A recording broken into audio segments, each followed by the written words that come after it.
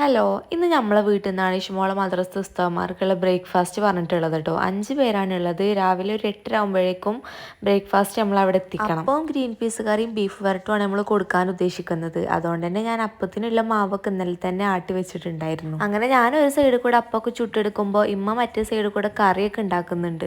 Beef പിന്നെ ഇന്നലെ രാത്രി തന്നെ നമ്മൾ കുക്കറിൽ വിസിലടുപ്പിച്ച് വെച്ചിക്കണേ. ഇനി അത് ജസ്റ്റ് ഒന്ന് മസാല കൂട്ടിങ്ങാണ്ട് ഒന്ന് സെറ്റാക്കി എടുത്താൽ മതി. അങ്ങനെ ഞാൻ ഏകദേശം ഒരു 20-25 അപ്പൊക്കെ ചുട്ടിട്ടുണ്ടായി. അപ്പോഴേക്കും നമ്മൾ ഗ്രീൻ പീസ് കറി നല്ല റെഡി ആയി. അപ്പോഴേക്കും ഇതൊക്കെ കൊടുത്തു വിടാനുള്ള പാത്രം ഉസ്താന്മാർ കൊടുത്തയച്ചിനി. അപ്പൊ ഇനി നമുക്ക് പാത്രത്തേക്ക് ഓരോന്നോരോന്ന് ഇങ്ങനെ പാക്ക് ചെയ്യാം. 4 സെഷൻ ആയിട്ടുള്ള ഇതുപോലെ ചെറിയ ചെറിയ പാത്രങ്ങളാണ്. അപ്പൊ നമ്മൾ ഫസ്റ്റ് എത്തതിൽ തന്നെ 5 പേർക്കുള്ള ചായ വെച്ചു. പിന്നെ 2 പാത്രത്തിലായിട്ട് അപ്പം ഇതൊക്കെ വെച്ചു. ബീഫ് വെക്കാൻ സെപ്പറേറ്റ് പാത്രം ഇല്ലാത്തതുകൊണ്ട് തന്നെ നമ്മൾ അപ്പത്തിന്റെ മുകളിൽ വായൻ്റെ ഇല വെച്ചിട്ട് അതിന്റെ മുകളിലാണ് നമ്മൾ ബീഫൊക്കെ വെച്ചത്. ഏറ്റവും മുകളിലായിട്ട് നമ്മൾ ഗ്രീൻ പീസ് കറിയും വെച്ചു. അങ്ങനെ നമ്മളെ ഇന്നത്തെ ഉസ്താന്മാർക്കുള്ള ചായ പ്രിപ്പറേഷൻ ഇവിടെ റെഡി ആയിട്ടുണ്ട്.